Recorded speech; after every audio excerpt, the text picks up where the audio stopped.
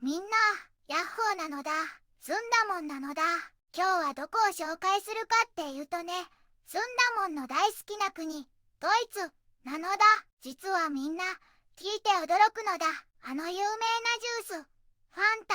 は、なんと第二次世界大戦中のドイツで、コカ・コーラの代用品として誕生した飲み物だったのだ。意外すぎてびっくりなのだ。さてさて、今日はそんなドイツから、全部で5つのニュースをお届けするのだ。中でも特に注目なのが3つ目のニュースなのだ。ドイツ連邦軍、触られ、小便をかけられ、鞭打たれ、ドイツ連邦軍へようこそという、ちょっと衝撃的なタイトルなのだ。ドイツ連邦軍が直面している信じられないほど深刻な問題を深掘りしていくのだ。これは国の安全保障にも関わる大問題なのだよ。もしこの動画が面白いな、ためになったなと思ったら、ぜひ高評価とチャンネル登録もよろしくなのだ。それでは、早速一緒に見ていくのだ。ドイツと聞いて、どんなイメージが浮かぶかな？ヨーロッパ大陸のほぼ中央に位置するこの国は、多種多様な魅力にあふれているのだ。首都は歴史と現代が融合する街、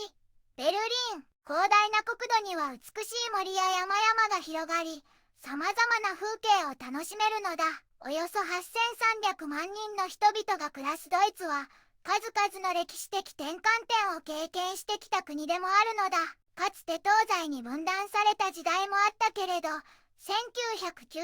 年に再統一を果たし、現在は連邦共和制という民主的な政治体制をとっているのだ。経済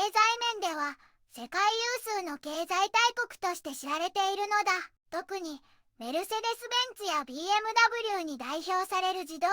産業、精密機械、科学、そして再生可能エネルギーといった分野で世界をリードしているのだよ。勤勉で真面目な国民性も、その発展を支えているのだね。文化面では、哲学のヘーゲルやカント、音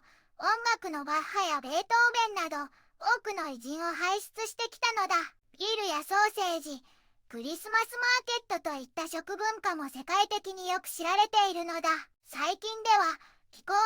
変動への対策として再生可能エネルギーへの転換を積極的に進めていたり、デジタル化や EU の統合を牽引する役割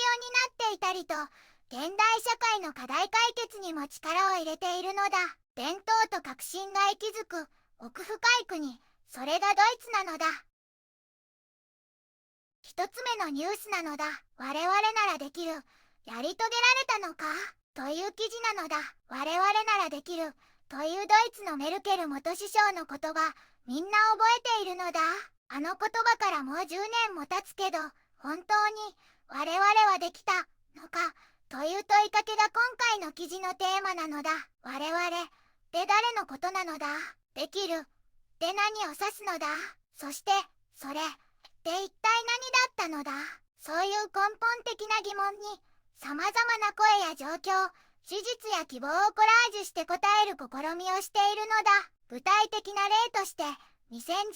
年にパッサウの高速道路で助けを待っていたや GD 京都の一家が紹介されているのだ。この家族はドイツでしっかりと根を下ろしたのだ。お父さんもお母さんも働いていて、子供たちは学校に通って大きな夢を抱いているのだ。すごいことなのだ。でもね、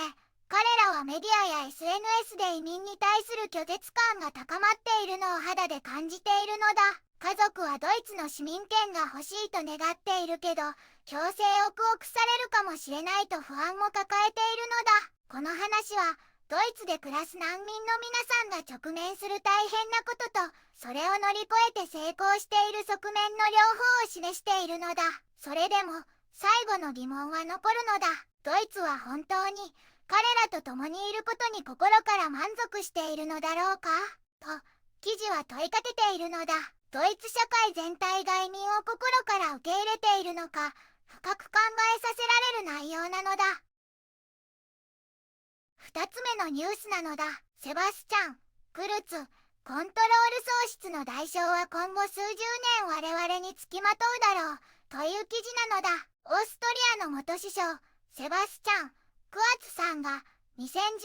年の難民政策について率直な意見を述べているのだ。ドイツのメルケル首相が我々はやり遂げられると言ってから10年、クワツさんは当時の難民の受け入れ政策が間違っていたと今でも考えているのだ。クワツさんは国が必要とする才能ある人たちが計画的に移住してくるのは大切だけど、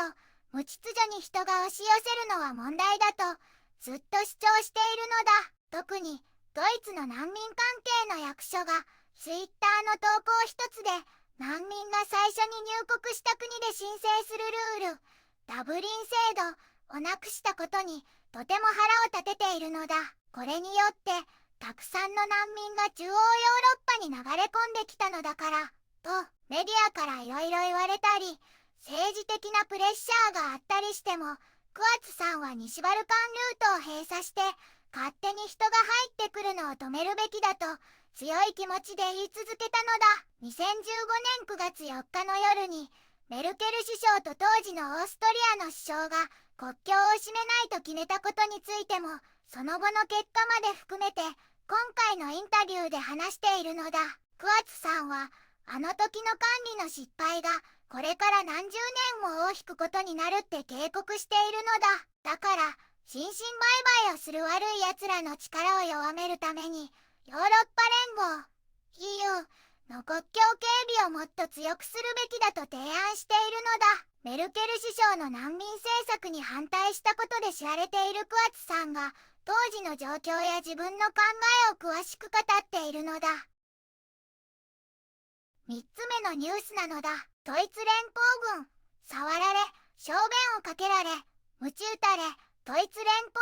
軍へようこそという記事なのだ。ドイツ連邦軍では新しい兵士がなかなか集まらない深刻な問題に直面しているのだ。これは軍内で横行する屈辱的な入隊儀式や暴力的な度胸試しのせいだと言われているのだ。若い兵士たちはフークス、テストやQUEDIO RTAUFE といった名目で暴力にさらされているのが現実なのだ。例えばマリウス・ボルクさんという20歳の兵士は同僚の部屋でゲームをしていた時に突然後ろから襲われたのだ。ズボンを下ろされ体を触られゴム手袋をはめた指で肛門に侵入されそうになったという本当にひどい目にあったのだ。彼はこの体験について4年後に裁判所で震えながら証言しているのだ。その時にこれは普通の儀式でみんなも経験したことだと教え込まれたというのだ。信じられない話なのだ。このような行為が多くの人にとって連邦軍を魅力のない職場にしているのだ。社会心理学者のロルフ・ポール氏は軍の中に男らしさを強調する文化が根付いていて、それが権力の乱用や暴力行為を隠蔽する原因になっていると警鐘を鳴らしているのだ。連邦軍もこの問題に対処しようとはしているけれど、批判者たちはもっと独立した調査と被害者への手厚い支援が必要だと訴えているのだ。根本的な問題を解決しないと連邦軍の評判は回復しないし、国の安全保障にも影響が出るかもしれないのだ。この深刻な問題はドイツ連邦軍の未来に関わるとても重要な課題なの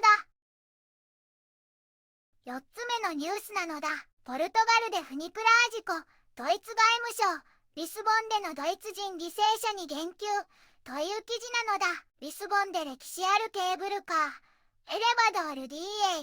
GLRIA が大事故を起こしてしまったのだ。原因はまだ分かっていないけどケーブルカーが脱線して建物に衝突したのだ。この悲しい事故で少なくとも17人もの人が命を落とし21人が怪我をしてしまったのだ。ドイツ外務省によると被害者の中にはドイツ人もいる可能性が高いと発表されたのだ。ポルトガルのメディアではドイツ人男性1人が亡くなり、その奥さんは重傷、3歳のお子さんは軽傷を負ったと報じられているのだ。怪我人の中には2人のドイツ人を含むポルトガル、スペイン、フランス、イタリア、スイス、カナダ、モロッコ、韓国、カーボベルデ出身の人々がいるのだ。この悲劇を受けてポルトガルでは全国的な福もの日が宣言されたのだ。ドイツ外務省も犠牲者の方々に心を寄せているのだ。エレバドール DA、GLRIA は1885年から運行している。観光客にも地元の人にも人気のケーブルカーだったのだ。交通会社は2022年の大規模点検や2024年の中間点検などすべてのメンテナンスプロトコルを遵守していたと発表しているのだ。でも残念ながらケーブルカーのブレーキ係さんも亡くなった人の中に入っているのだ。事故原因を究明するため現在調査が進められているのだ。リスボン市議会はこの事故を受けて市内の他の3つのケーブルカーの運行を一時的に停止し安全点検を行うことにしたのだ。本当に悲しい事故だったのだ。亡くなった方々のご冥福をお祈りし怪我をされた方々の一日も早い回復を願っているのだ。5つ目のニュースなのだ。保護責任マイク A が母親思う床から助けを起こさなくなった時という記事なのだ。みんな聞いてほしいのだ。ドイツの裁判所で信じられないような判決が出ているって刑事法学教授のエリザ・ホーフェン先生が調べてくれているのだ。今回は保護義務つまりガランテンプフリヒトがテーマなのだ。2019年5月にボンでとっても悲しい事件があったのだ。63歳のイングリッド A さんが自宅で凍死しているのが見つかったのだ。なんと一緒に住んでいた36歳の息子マイクはお母さんが倒れても何もしなかったのだって。この悲しい事件には背景があるのだ。2015年頃からイングリッドさんは生きる気力をなくして息子マイクは介護にとても負担を感じていたのだ。でも裁判所はマイクに不作為による殺人で懲役4年の判決を下したのだ。この判決はすごく大きな議論を巻き起こしたのだ。子供は親に対して保護義務を負うのか。家族の責任って一体どこまでなのだ。連邦最高裁判所が判決を出した後もこの問題はまだ活発に議論されている真っ最中なのだ。救急隊員が家に着いた時お母さんは薄着でテレビの前で床に倒れていたのだ。息子マイクが通報したんだけど彼は救急隊員にお母さんは3日も前から倒れたままだったって話したのだ。その間マイクは買い物に行ったり猫に餌をあげたり自分の部屋でバスケの試合を見たりしていたらしいのだ。そしてお母さんは自宅で凍死してしまったのだ。この事件は私たちにどこまで周りの人を守る義務があるのか、そして家族の在り方について改めて深く考えさせるものなのだ。本当に胸が痛くなるお話なのだ。ドイツは豊かな魅力を持つ国なのだ。だけど難民受け入れの課題、軍内の人権侵害、そして家庭内の保護義務まで様々な問題に直面していることも分かったのだ。伝統と革新だけでなく社会が抱える複雑な現実にドイツがどう向き合うのか、ズンダモンはこれからも見守っていくのだ。